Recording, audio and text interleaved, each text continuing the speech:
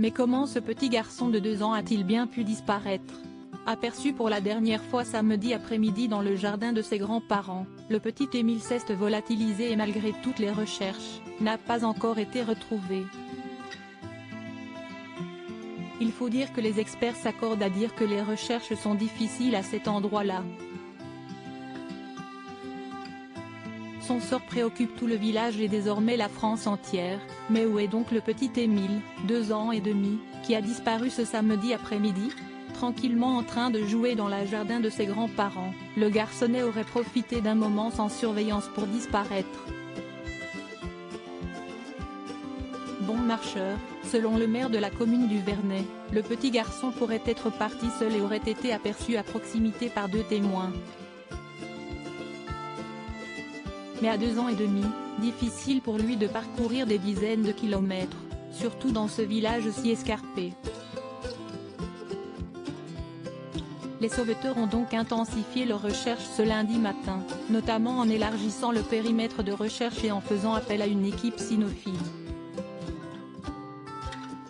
Pour le moment sans résultat. Il faut dire que les conditions ne sont pas faciles, notamment en raison de l'altitude. Parlant d'un relief en partie escarpé, le maire, François Balic, explique en effet que le village du Haut-Vernet est situé sur une espèce de piton rocheux à un peu plus de 1300 mètres d'altitude, ce qui complique la tâche des forces de l'ordre et des 120 volontaires présents.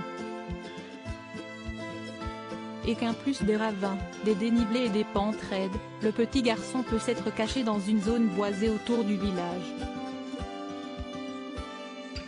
On ratisse chaque buisson, chaque mètre carré de foin.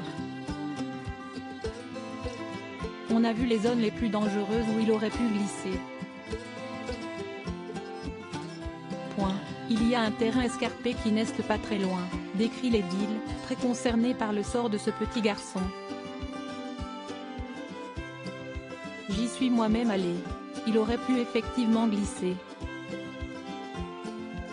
Avec 7 heures de recherche hier, on n'a rien trouvé, pourtant avec des chiens de recherche qui sont intervenus, un hélicoptère avec le système infrarouge de détection thermique, plus les équipes à pied, en ratissant chaque forêt. Mais il faut dire que les chiens peuvent être gênés par différents éléments. Pour l'instant, nous avons eu quelques marquages par des chiens des équipes cynophiles, qui donnent lieu à vérification. Mais si est-il un élément relatif puisque si est-il l'odorat des chiens et que nous sommes en milieu rural, en milieu montagnard, et qu'il peut y avoir des éléments parasitants, conclut-il, rappelant qu'à cette période, les nuits sont à 12 à. Un froid qui n'est pas mortel mais pourrait bien altérer rapidement la santé du petit garçon. Pour rappel, le petit garçon était en vacances avec ses grands-parents dans une maison secondaire familiale mais était originaire de Marseille. Pour le moment, le procureur a rappelé qu'aucune piste n'était privilégiée. Une information judiciaire pour disparition inquiétante a été ouverte.